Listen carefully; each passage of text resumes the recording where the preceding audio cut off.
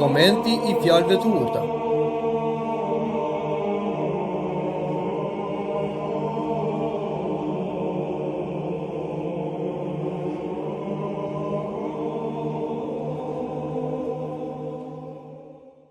Vargu 15 dhe vargu 16 thot: Biri im, nëse zemra jote është e urtë dhe zemra ime do të ngazëlloj. Zemra ime do të ngazëlloj kur buzët e tua do të thonë gjëra të drejta. Një baba gëzohet kur biri I tij ka një zemër që është e urtë dhe ka buzë që thotë të vërtetën. Të njëjtën gjë përjeton dhe mësuesi kur nxënësit e tij marrin dije dhe I ndajnë ato me të tjerët. Në të njëjtin kuptim Shën Pavli tha: sepse tani rrojmë me të vërtetë nëse ju qëndroni të patundur në Zotin. Edhe ju jeni mburja jonë në Zotin. Po ashtu dhe Shën Johani, apostull dhe ungjillor, në letrën e tij thotë: nuk ka gëzim më të madh nga ky të dëgjoj se bijtë e mi ecin në të vërtetën. Vargu 17 thotë: zemra jote mos pas të zili mëkatarët, por vazhdoft gjithnjë në frikën e Zotit. Ka diçka më të mirë se sa të kish zili begatin e mëkatarëve të ligut, dhe është të jetosh në bashkësi me Zotin. Marrëdhënia me të ligun sjell një zemër të idhëruar dhe frikë. Marrëdhënia me Zotin sjell gëzim dhe kurajo. Vargu 18 thotë se ka një të ardhme dhe shpresa jote nuk do të shkatërrohet. Gjithashtu na kujton se ka një ditë të ardhme, dhënie llogarie për të ligun, dhe kjo do jetë një ditë e frikshme për atë, dhe një shpresë të ndritur shpërblimi për të drejtin, që kur nuk do të zhgënjehet. Mund themi se e tashmja shikon matan vdekjes, pra shikon përtej ringjalljes, drejt një jete të ardhme të lavdishme në qiejt. Prandaj të dashur me Krishtin, neve nuk duhet na lëshoj zemra në ngasje, prova, tundime dhe mundime. Aq më tepër nuk duhet shikojmë tek mëkatarët që bëjnë një jetë të lehtë dhe të pakujdesshme, sepse jeta e njeriut është si një avull dhe e gjatë sa pëllëmba e dorës, por duhet të shikojmë me shpresë në ditën e madhe të gjykimit Perëndis, ku secili për nesh do të marrë shpërblimin sipas veprave që ai ka bërë. Vargu 19 thotë: dëgjoj biri im I urtë dhe drejtoje zemrën në rrugën e drejtë. Çfarëdo gjë që të bëj një bir, nuk është më e rëndësishme se ai të jetë I urtë, të fitojë urtësinë dhe diturinë e Perëndis, dhe drejtoj zemrën, pra motivet e tij të brendshme, ndjenjat, emocionet, energjitë në rrugën e drejtë që është rruga e Perëndis. Vargu 20 thotë: mos ri me ata që pinë verë as me gryksit dhe mishgrënësit. Pra, kjo fjalë e urtë e këshillon birin që nuk ka përvojë që mos ri me njerëzit të cilët janë pijanec, por edhe grykës. Që të dy janë shoqëri e keqe për dikë që pëlqen të bëjë të mirën. Vargu 21 thotë: sepse pijaneci dhe grykësi do të varfërohen dhe gjymashi do të vishet me lecka. Pra, pavarësisht se pijaneci dhe grykësi në pamje të parë bën një jetë të kënaqshme, të shkujdesur, pra kënaqin orekset e tyre, fantazinë e tyre, por gjithë kjo është në dëmin e tyre, sepse ata do të varfërohen. Pra, duke bërë një jetë me shpenzime të pakontrolluara, kjo do të sjellë varfërim për ata. Dhe gjumashi do të vishet me lecka. Pra, edhe ai që është përtac dhe nuk punon, edhe ai do të varfërohet për turpin e vet. Prandaj, shoqëria me të tillë njerëz është e dëmshme, është një shembull I keq, por është edhe një mjerim.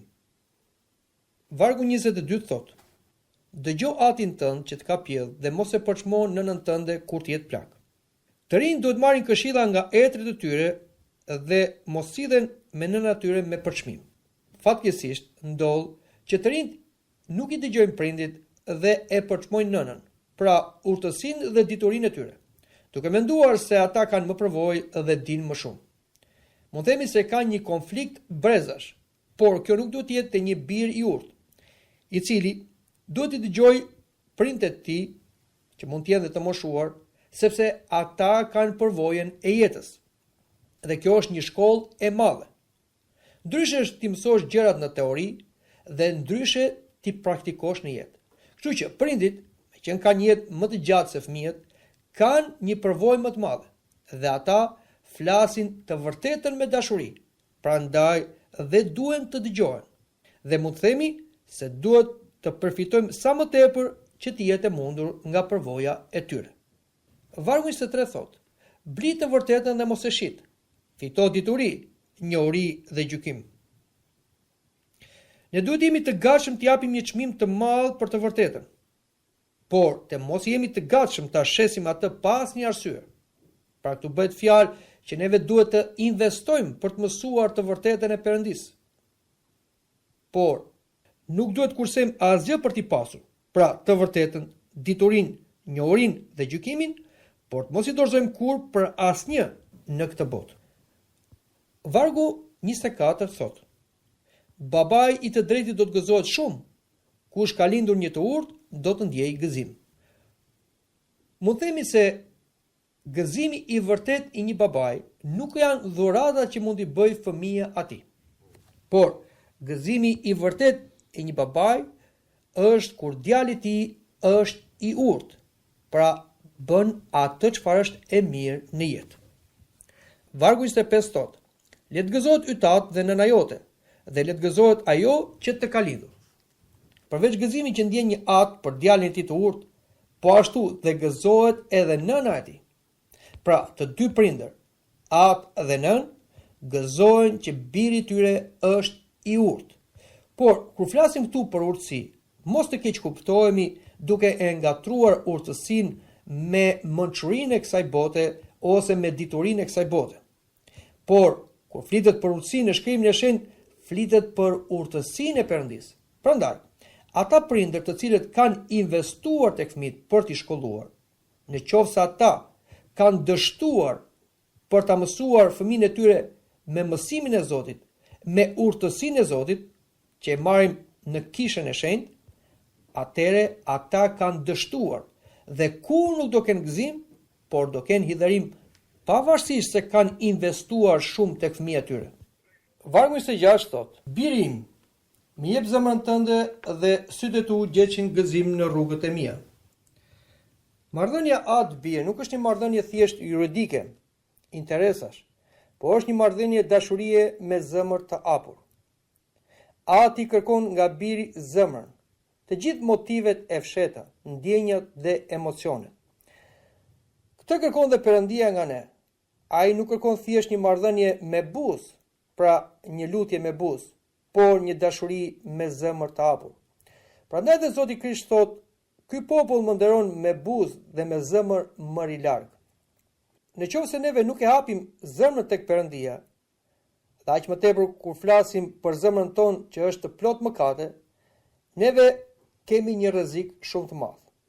Zoti paralajmëron duke thënë: "Por gjëra që dalin nga goja dalin nga zemra, dhe ato ndotin njeriu, sepse nga zemra dalin mendimet e mbrapshta, vrasjet, shkeljet e kurorës, kurvëria, vjedhjet, dëshmitë e rreme, blasfemit." Pra, në qoftë se ne nuk hapim zemrën tek Perëndia, atëre dhe rrugët tona nuk do jenë rrugë të drejta. Ja çfarë thot vargu 27. Sepse prostituta është një grop e thellë dhe gruaja e tjetër kujt një pus i ngushtë. Prostituta është një grop e thellë dhe e fshehur, që formon një kurth për të shkujdesurit, pra për ata që kanë një zemër të çoroditur.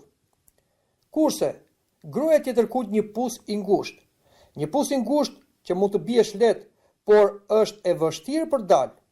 Dhe më poshtë na thuhet, edhe ajo rri në prit si një vjedhës dhe rrit midis njerëzve numrin atyre që janë jo besnik. Ajo pra rri në prit si një grabitës. Ajo mund të ketë një urrëtie patologjike për njerëzit dhe shfryn hakmarrjen e saj mbi ta, duke futur në larg përmes mashtrimit. Ashtu siç kapet peshku me karem, kështu edhe prostituta dhe gruaja që shkel kurorën kap njerëzit pa përvojë dhe me zemër të prishur. Për ditë pra ajo shton listën e burrave të pabes. Martesat dhe familjet e cilëve janë të prishura. Prandaj duhet kemi kujdes dhe duhet ta hapim zemrën që Perëndia ta pastroj, ta ndriçoj dhe ta shenjtëroj dhe largojmë çdo papastërti, siç është edhe kurvëria ose shkelja e kurorës. Vargu 29 thot: për cilën janë atë dhe për cilën o bobot, për cilin grindje dhe për cilin vajtimet, për cilin plagët pa shkak, për cilin syt e skuqur. Patjetër që kjo fjala urt na thot për cilën janë atë, flet për ata të cilët kënaqen, por o bobot për cilët ata vuajnë. Dhe për këtë na flet vargu më poshtë. Për ata që ndalin gjatë pranë verës, për ata që kërkojnë verë të droguar. Pra ai që pin verë dhe pin pa kriter, ai merr gjithë atë mbi vete, pra kënaqësinë në fillim, dhe kalon nga bobot e tjera, pra nga vuajtjet. Jeta e tij dallohet nga grindjet, me qenë se gjithmonë përpiqet të nisë një betejë. Ai qaj dhe ngrindet pa pushuar, por kur nuk shikon brenda tij se ai është shkaku i këtyre shqetësimeve tij. Ai ka të çara, plagët, syrin e nxirr dhe gjitha nga luftimet që ishin të panevojshme për shkak të derës së tij. Sytë e tij janë të mjegullt dhe të përgjakur. Ai ulet në tavernë tërë natën duke pirë pije të droguara njëra pas tjetrës. Dhe kjo i sjell atij fatkeqësi dhe dhimbje, siç janë o bobot. Vargu 31 thot: mos e shiko verën kur kuqelon, kur rrezëdhen në kup dhe shkon poshtë aq lehtë. Në fund, ai ka fshon si një gjarpër dhe shpon si një kuçedër. Pra, këto fjalë të urta paralajmërojnë të riun që ai mos jepet mbas verës. Pra, mbas bukurisë së jashtme të verës, nga vezullimi i shkëlqyer, nga mënyra se si shkon aq lehtë dhe jep një kënaqësi. Por ai duhet të ketë kujdes, sepse ashtu si shkon aq lehtë dhe jep kënaqësi, po ashtu ai shkakton aq lehtë dhimbje dhe vuajtje. Pasojat e saj janë si pickimi i një gjarpri i helmus, apo si një thumb i një kuçedre. Prandaj duhet bërë kujdes. Patjetër që ne nuk jemi kundër verës. As nuk e shikojmë atë si një pije të mallkuar. Përkundrazi, por ajo duhet pijet me mas, për shëndet dhe për gëzim. Si thuhet edhe tek Psalmi, vera që gëzon zemrën e njeriut. Vargu 33 thot: sytë e tu kanë për të parë gjëra të çuditshme dhe zemra jote do thot gjëra të çorroditura. Do të jesh si ai që gjendet në mes të detit, si ai që bie të flerë në majtë të direkut të anijes. Pra, na flitet për një referim të mundshëm të tmerreve dhe shqetësimeve, të cilat janë të dhunshme, janë mendore, shkaktuar nga përdorimi i tepër dhe i zgjatur i pijeve alkolike. Bashkëbisedimi i një pianeci është i trash, i shtrëmbër dhe i turpshëm. Ai lëkunde lart të poshtë në mënyrë të paqëndrueshme, sikur të ploskonte para e mbrapa në mes të detit. Apo si thuhet, të zërvën lart në majën e direkut të anijes, ndërsa tundet marrëzisht nga njëra anë në tjetrën. Kjo është një pamje qesharake dhe e dhimbshme për ata që janë të skllavëruar nga vera ose nga çdo pije alkolike. Dhe ajo pushon së qeni një ushqim ose për gëzim, dhe ajo bëhet tashmë një helm dhe bëhet një fatkeqësi dhe një sëmundje për ata që e keq përdorin pa mas. Vargu 35 thot: do të thuash më kanë rrahur, por nuk më kanë bërë keq, më kanë goditur, por nuk e kanë vëre. Kur të zgjohem, do t'i kthehem t'i kërkoj përsëri. Pra, këtu përsëri na flitet për gjendjen mjerane të një të dehuri. Dikush e ka rrahur atë, por ai nuk vjen në vete. Ai nuk ndjen asgjë. Thot se nuk i kanë bërë keq. Atë e shqepën në dru, por ai nuk e ka vëre. Sapo të zgjohet, ai do të planifikojë të kthehet në bar për të kërkuar përsëri që të pi. Pra, kjo fjalë na tregon se këtu kemi një pasion, kemi një vartësi të ata njerëz të cilët fillojnë të pinë pa kujdes. Prandaj të dashur me Krishtin, kjo është një e keqe madhe që fatkeqësisht i ka kapur shumë veta. dhe duhet dini diçka, se vera dhe edeura është për ata që janë dënuar për vdekje, dhe jo për njerëzit të cilët janë thirrur të jetojnë. Prandaj, duhet shirohemi nga kjo varësi, se sot kemi jo vetëm varësi nga pijet alkolike, por kemi dhe varësi nga të tjera narkotik, siç është edhe droga dhe diçka tjetër. Dhe kjo është një keqje e madhe për brezin e sotëm. Dhe fatkeqësisht, kaq shumë njerëzit janë të dhënë ndaj këtyre narkotikëve sa sot dhe po ligjërohen, sepse duket se shoqëria nuk mund bëj dot pa ato. Vargu 2. Sepse zemra e tyre mendon për grabitje dhe buzët e tyre thonë se do të bëjnë të keqen. Ata kanë një mënyrë për të rrëzuar të tjerë në nivelin e tyre. Dhe cili është ky nivel? Mendjet e tyre gjithmonë planifikojnë dhunën dhe bisedat e tyre përqendrohen për të bërë të keqen. Kështu që nëse ne do kemi shoqëri me këta njerëz, atëherë edhe ne do bëhemi si ata të dhunshëm dhe të këqij. Ashtu siç thotë dhe apostulli Shën Pavli, shoqëritë e këqija prishin zakonet e mira. Vargu 3 thotë: shtëpia ndërtohet me dituri dhe bëhet e qëndrueshme me maturi. Shtëpia këtu mund të referohet edhe jetës së njeriut, e cila ndërtohet me dituri, pra me urtësinë e Perëndis, dhe bëhet e qëndrueshme me maturi. Zoti Krisht na tha në Ungjil: ai që dëgjon fjalët e mia dhe i zbaton, i ngjan atij që ndërtoi shtëpinë e tij mbi shkëmb. Dhe erdhi fortuna, fryn erat, voshuan ujërat, po ajo shtëpi qëndroi. Dhe vargu 4 thotë: me dije mbushen dhomat me lloj-lloj të mirash të çmueshme dhe të pëlqyeshme. Dija e vërtet e plotson jetën e njeriut me gjërat e çmueshme dhe të pëlqyeshme. Kështu edhe ambienti, por edhe jeta e një njeriu të urtë është e gëzueshme dhe ai ka gjërat e nevojshme për jetën. Vargu 5 thotë: njeriu i urtë është plot forcë, dhe njeriu që ka dituri e rrit fuqinë e tij. Njeriu i urtë mund të përdor fuqi më të madhe se sa një njeri i fortë. Dhe një njeri me tru është më i madh se një njeri që ka muskuj. Mund themi se dhuna përdoret atje ku ka dështuar dituria.